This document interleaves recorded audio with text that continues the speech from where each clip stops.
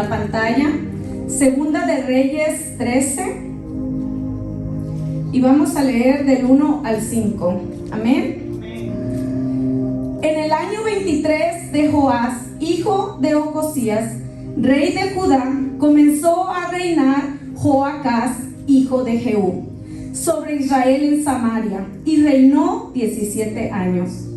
E hizo lo malo ante los ojos del Señor, y siguió en los pecados de Jeroboam, hijo de Nabat, el que hizo pecar a Israel, y no se apartó de ellos. Y se encendió el furor del Señor contra Israel, y los entregó en mano de Hazael, rey de Siria, y en mano de Ben-Hadad, hijo de Hazael, por largo tiempo. Mas Joás oró en presencia del Señor, y el Señor lo oyó. Vamos a leer todos juntos. Mas Joás oró en presencia del Señor, y el Señor lo oyó, porque miró la aflicción de Israel, pues el rey de Siria los afligía. Señor y Padre Celestial, te damos gracias, Padre Santo, por esta palabra. Gracias, Señor, por la oportunidad de poder postrarnos ante tu presencia. Gracias, Padre Santo, por lo que tú ya comenzaste a hacer en la administración. Gracias te doy, Señor, por todas aquellas cadenas que tú has roto en medio de la alabanza. Yo te doy gracias, Señor, porque sabemos que tú eres el que peleas las batallas por nosotros. Que no importa qué estemos pasando hoy en este día, que tú eres el único que controla todo el universo, que tú eres el único que puede controlar nuestra mente, nuestro corazón. Te pedimos, Señor, que abras nuestro corazón para ti. Mira, Señor, si hay en nosotros un corazón de piedra, un corazón seco que no quiera abrirse a ti, te pido, Padre Santo, que tú lo abras por nosotros. Abre nuestro entendimiento para entender tu palabra. Te pido, Señor, que bendigas este tiempo como siempre lo haces. En el nombre de Jesús te damos gracias. Amén. Se pueden sentar. El libro de los Reyes habla, vaya la redundancia, de reyes. Y este capítulo empieza hablándonos de un par de reyes y de una guerra que había entre ellos, pero también de alguna forma directa o indirecta nos habla de la condición espiritual de esos reyes. No nos da mucho detalle en qué forma se habían alejado de Dios, mas sí nos dice lo que tiene en común la guerra y el corazón de los hombres. Nos dice lo que tiene en común la guerra y la paz en los hogares, en los países. Y nos habla particularmente del pecado de dos hombres, Joacás y de su hijo Joás. Pero comienza hablándonos de Joacás y nos dice que Joacás se alejó de Dios, que no siguió sus mandamientos, sino que siguió el liderazgo de un hombre llamado Jeroboam, que trajo división al pueblo, que trajo idolatría a su pueblo. Y a causa de este pecado, dice la palabra, que el furor del Señor se encendió. Mira que a veces dicen se enojó el Señor, pero aquí dice el furor se incendió. Estaba Dios furioso por lo que se estaba dando. Y a causa de esto dice que Dios entregó a Israel en manos de Siria. Mira que dice que Dios lo entregó. Muchas veces no nos damos cuenta que el único motivo que el enemigo que tenemos no nos ha destruido es porque Dios no le permite. Porque Siria ya era un enemigo de Israel, pero Dios no le permitía que les hiciese daño. No nos damos cuenta que la palabra de Dios dice que hay un cerco protector a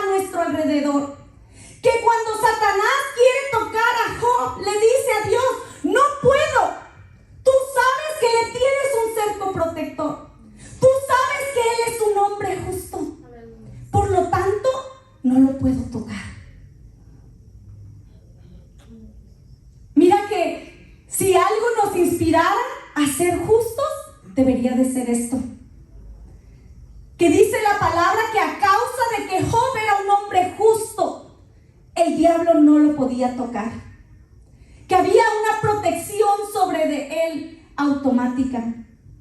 Y aquí nos dice la palabra que a causa del pecado del rey, a causa del pecado del rey, Dios los entrega a un enemigo.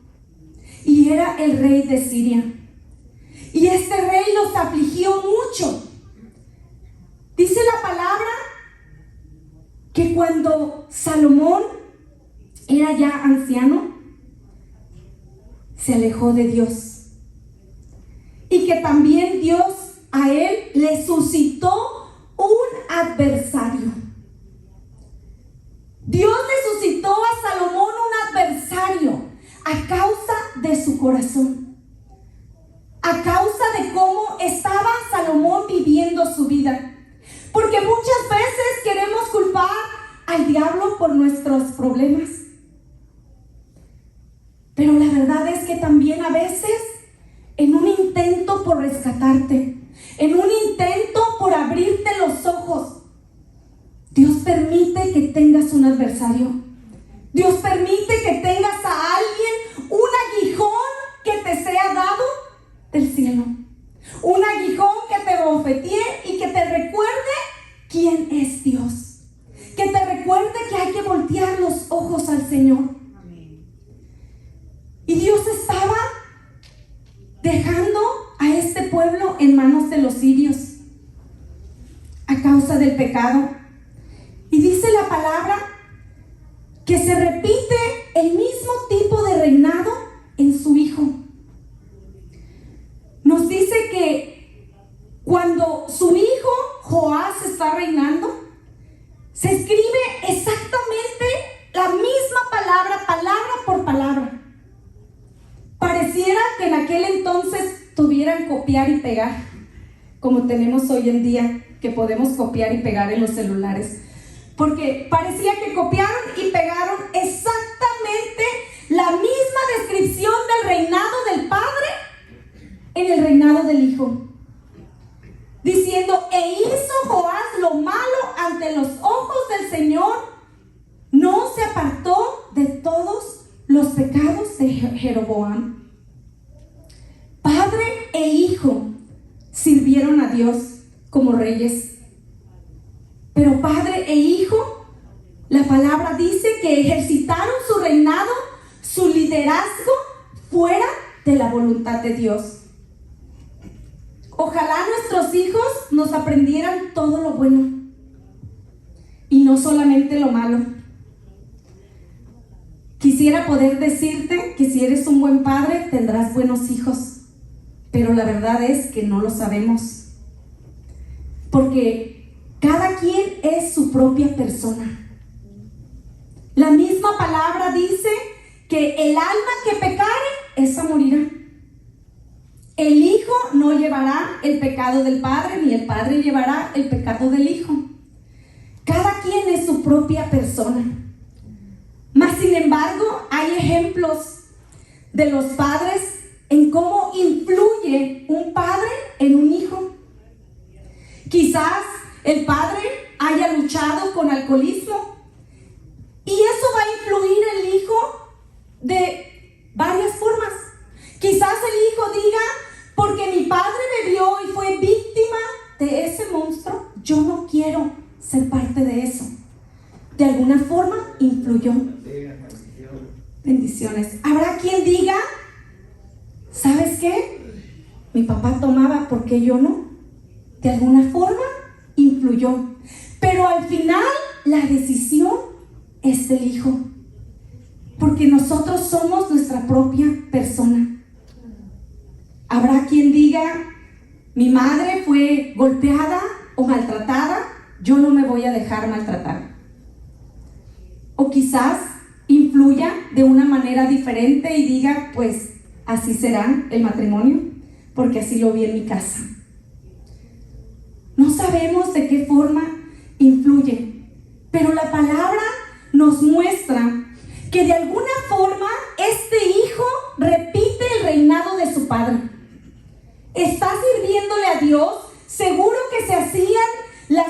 celebraciones, las mismas fiestas, los mismos rituales. Quizás se presentaba ante el sacerdote, llevaba sus ofrendas, pero su corazón estaba lejos de Dios. Y este hijo viene al reinado y está repitiendo exactamente los pasos de su padre. Y nos dice la palabra que cuando su padre se encontraba en ese problema que Dios le entrega con los sirios, que él viene ante Dios y dice, y oró a Dios. Y Dios lo oyó. Pero su hijo, nos dice la palabra, que Joás, cuando se encuentra en un problema, él cambia la estrategia del papá. ¿Qué pasó? Que el padre sabía orar a Dios, que el padre conocía que él podía humillarse delante de Dios y reconocer que su corazón se había apartado y que él podía liberarlo. Pero su hijo no. Acude a un profeta. Dice la palabra que estaba Eliseo enfermo de la enfermedad de que murió, y descendió a él Joás, rey de Israel, y llorando delante de él dijo: Padre mío, carro de Israel y su gente de a caballo. ¿Qué hace que un hombre que quizás vio a su padre no vivir para Dios y vio que su padre se humilla ante Dios, viene y ora, pero él no tenía esa comunión con Dios, o no tenía ese entendimiento de que yo puedo presentarme ante Dios, yo puedo arrepentirme de mis caminos, yo puedo pedirle que limpie mi corazón, que me libre del enemigo. Pero no, este hombre va y busca a Eliseo cuando se encuentra en el mismo problema de su padre. Quisiéramos pensar que cuando cometemos un error y nuestros hijos nos ven, que cuando ellos se encuentren en la misma situación, sepan qué hacer.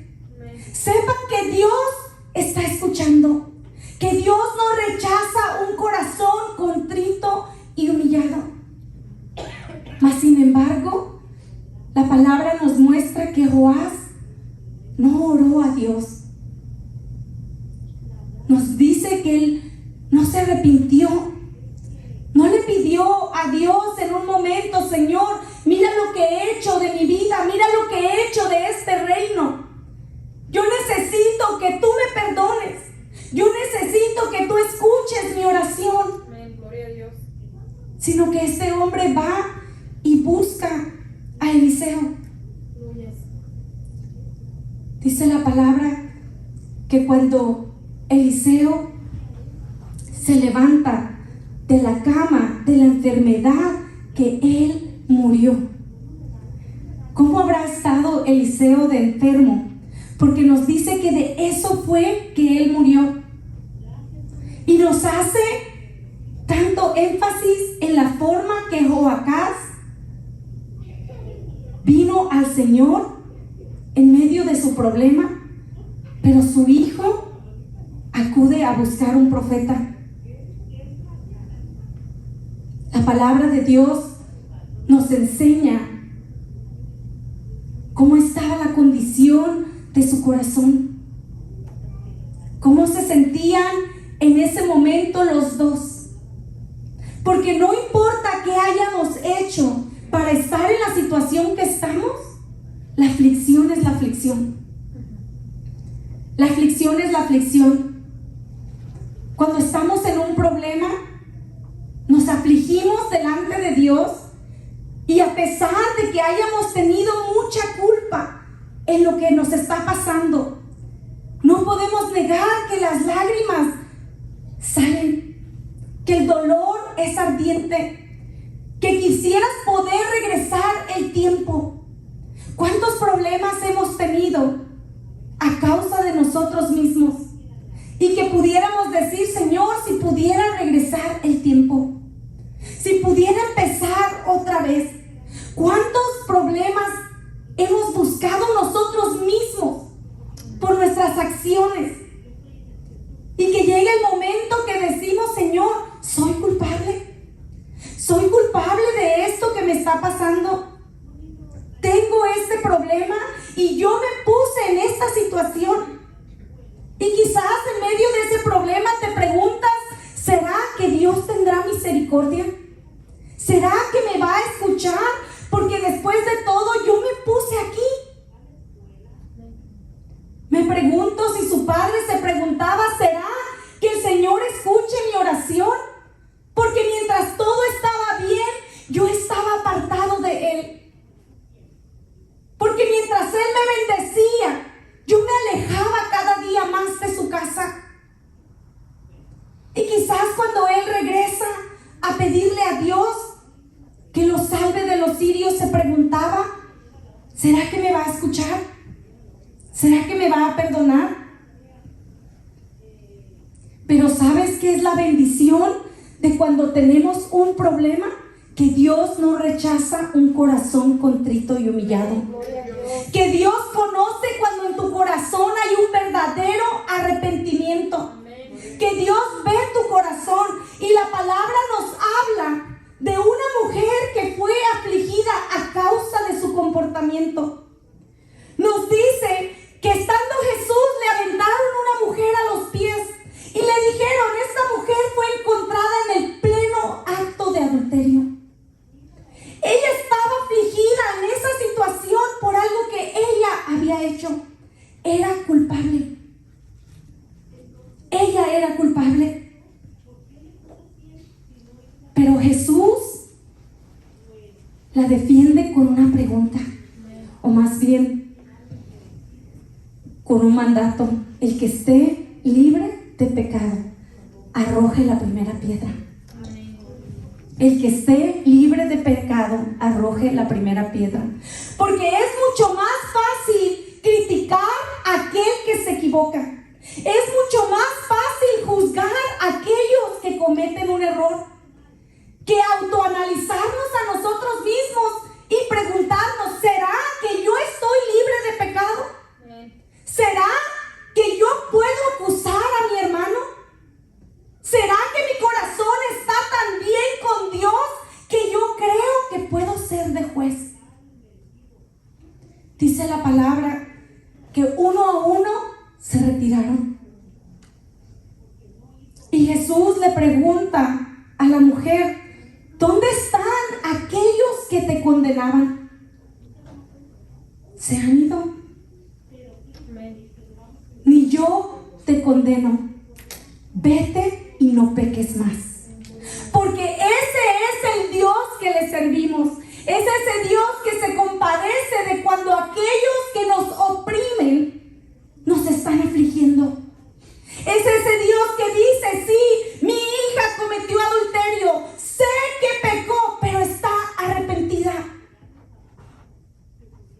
Quizás el mundo juzga muy diferente, pero Dios dice la palabra que el hombre ve lo que tiene de frente, pero que Dios mira el corazón. ¿Cuántas veces nos hemos equivocado al ver una persona y decimos: no, maravillosa la persona? Y después, sorpresa que nos sacamos. Pero vamos a ir mucho más allá todavía. ¿Cuántas veces tú mismo has hecho algo que tú mismo dices: no puedo creer que yo hice eso? No puedo creer que fui capaz. ¿En qué estaba pensando? Y dice la palabra que fue porque los sirios afligían a Israel, que Dios escuchó la oración. Porque Dios mira cuando estamos siendo afligidos. Nos dice la palabra que había dos hermanas, Lea y Rebeca. Raquel, gracias. Y que una estaba siendo afligida. rechazada por su esposo y por su hermana. Y que a causa de la aflicción que le estaban infligiendo, Dios bendijo su vientre. A veces nos podemos sentar en la situación y ver solamente los problemas y ver que los sirios nos están atacando. Y no nos damos cuenta que gracias a que nos están atacando es que Dios ve tu aflicción. Gracias a que estaba siendo Raquel afligida, fue que Dios la bendijo. Amén. Y dice la palabra que Dios cerró el vientre de su hermana, la que la estaba afligiendo. Era estéril. Era estéril. ¿Ve Dios o no cuando alguien te aflige? Amén. No importa por qué nos encontremos en la situación que nos encontremos, Dios es aquel que se conmueve con tu corazón.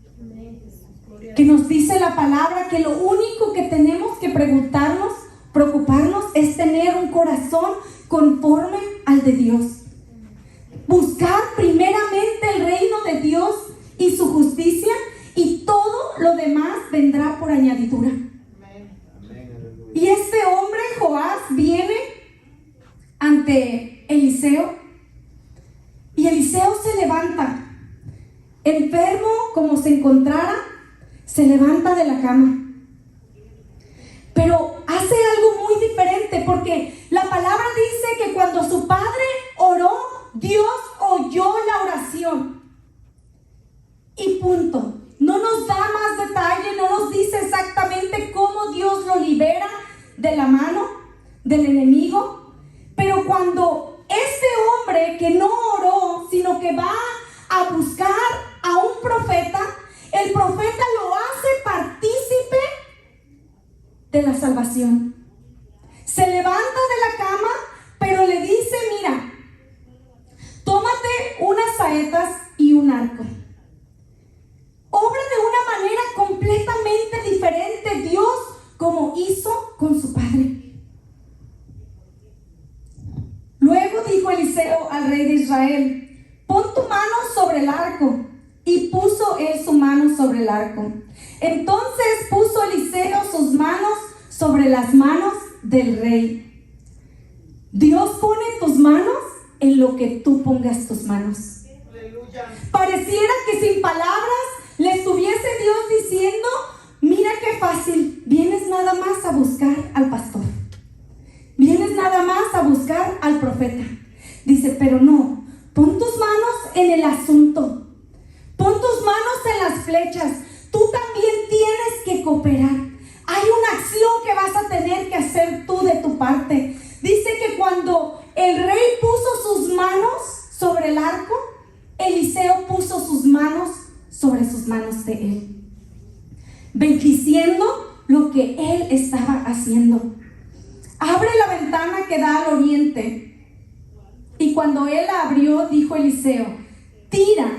Y tirando él, dijo Eliseo: saeta de salvación del Señor y saeta de salvación contra Siria, porque herirás a los sirios en Afec hasta consumirlos.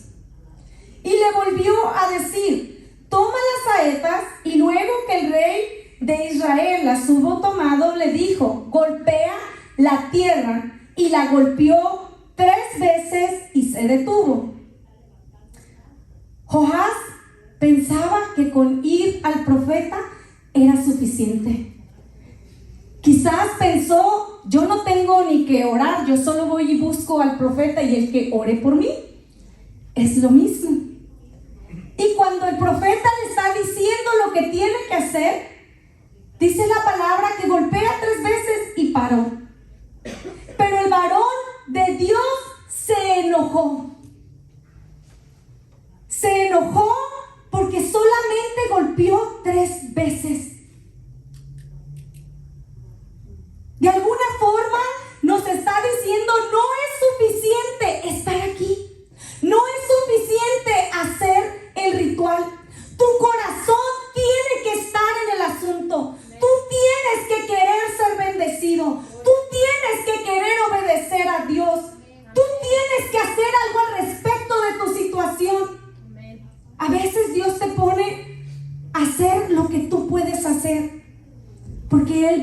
hacer el resto. Pero muchas veces, aún lo poco que nos pide hacer, nos cuesta trabajo.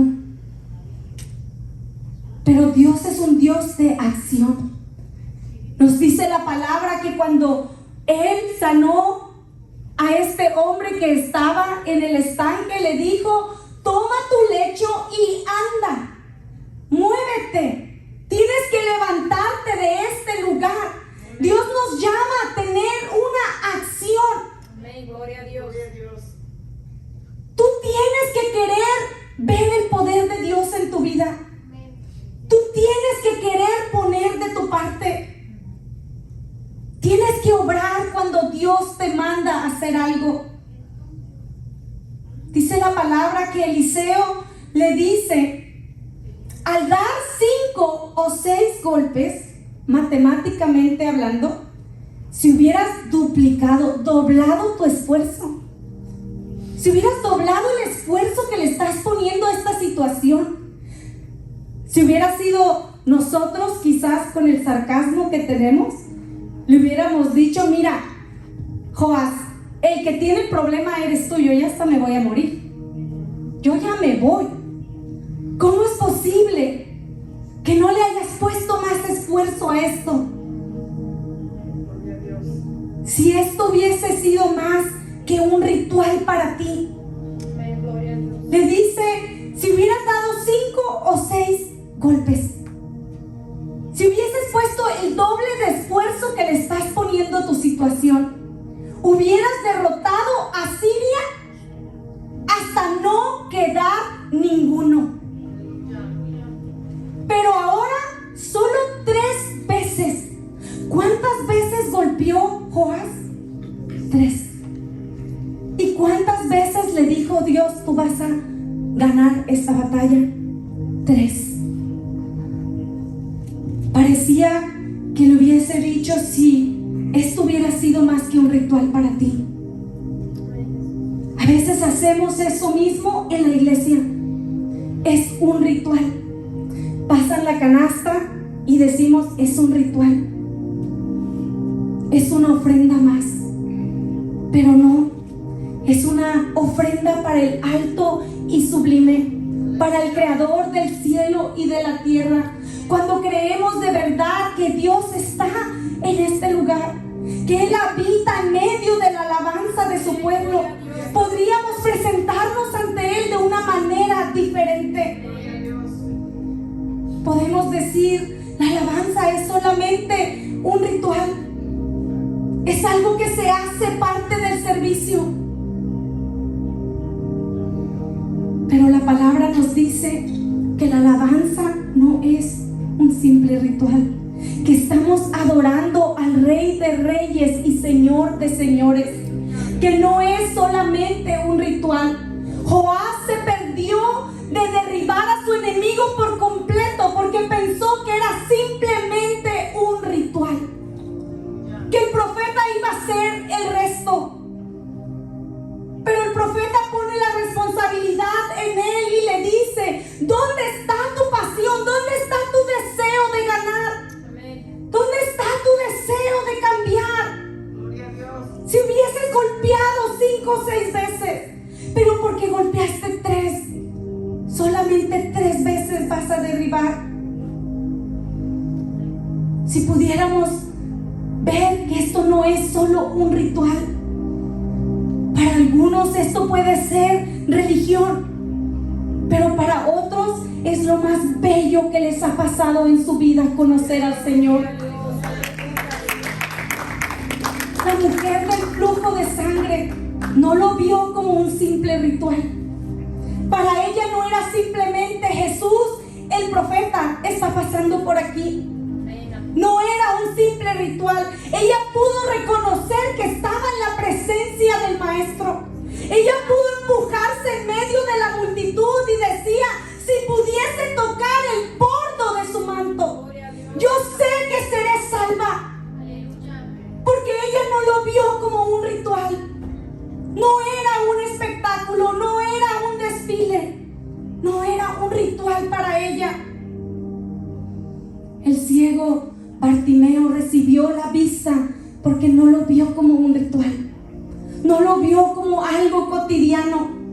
Quizás él había escuchado de Jesús y quizás en ese momento preguntó: ¿por qué grita la gente? Jesús está pasando por aquí. Y dice la palabra que él comenzó a gritar: Jesús, Hijo de David, ten misericordia de mí. Aleluya. Y que la gente le callaba, pero él más gritaba, porque él podía reconocer que estaba ante el Creador, que estaba ante aquel que podía cambiar toda su vida, que estaba ante aquel que podía hacer de su vida un antes y un después. No le importó la pena, no le importó, no tuvo vergüenza de estar gritando como un loco. Amén, gloria a Dios. Aprovechó su momento. Muchos le reprendían que se callase, pero él más gritaba. Esa es la diferencia. ¿Tú sabes cuánta gente le seguía? La palabra dice que multitudes le seguían, pero no todos recibieron. No todos recibieron. Escuchábamos un mensaje en la vigilia de que no todos se subían a la barca con Jesús, que son pocos los que dicen: yo quiero ir contigo al otro lado, yo quiero escalar a otro nivel, yo quiero conocerte más. Que son pocos los que dicen: para mí esto no es religión, esto es una relación maravillosa que tengo contigo, esto es tener la seguridad de que tú cuidas mi casa, de que aunque el enemigo acampe contra mí, no temerá mi corazón, que aunque contra mí se levante guerra, yo estaré confiado. Para Joás fue un ritual, y por verlo como un ritual, solamente recibió el esfuerzo que él puso. Si Dios nos dijera hoy que vamos a recibir el esfuerzo que hemos puesto, ¿qué tanto recibiríamos de Él? Si fuésemos a recibir solamente lo que nosotros le damos, ¿qué tanto recibiríamos de Él? Pero este hombre recibió, porque estaba siendo el pueblo afligido y porque Dios escuchó su oración. Pero ¿sabes qué cosa tan maravillosa que nos dice? Que volvió Joás, hijo de Joacás, y tomó de mano de Ben-Hadad, hijo de Hazael, las ciudades que éste había tomado en guerra de mano de Joacás, su padre. ¡Qué victoria tan hermosa! Que pudieras ir y pelear un enemigo que tu padre peleó, y poder regresar con el botín que le fue quitado a tus padres. ¡Qué bendición el poder recibir de Dios! Ve y pelea esos enemigos que pelearon tus padres, porque vas a recuperar todo lo que les fue quitado a ellos. Dice la palabra que recuperó lo que su padre había perdido, con solo 3 golpes sin ganas que le dio a la tierra. Recuperó todo lo que su padre había perdido, y 3 veces derrotó a su enemigo. No sé qué puedas estar tú pasando hoy en tu vida, pero Dios nos recuerda que Él todavía contesta oraciones, que Él aún está aquí, que Dios todavía nos habla, que Dios todavía sana, que Dios todavía restaura, que Dios todavía liberta, que Dios todavía multiplica los panes y los peces, que Dios no está muerto, que Él resucitó, que Dios liberta a los cautivos. La palabra nos muestra que aún cuando nos hemos equivocado, Dice su palabra en 2 de Crónicas 7:14: si se humillare mi pueblo, sobre el cual mi nombre es invocado, y oraren y buscaren mi rostro, y se convirtieren de sus malos caminos, entonces yo oiré desde los cielos, perdonaré sus pecados y sanaré su tierra. Si se humillare mi pueblo, sobre el cual mi nombre es invocado, y oraren y buscaren mi rostro,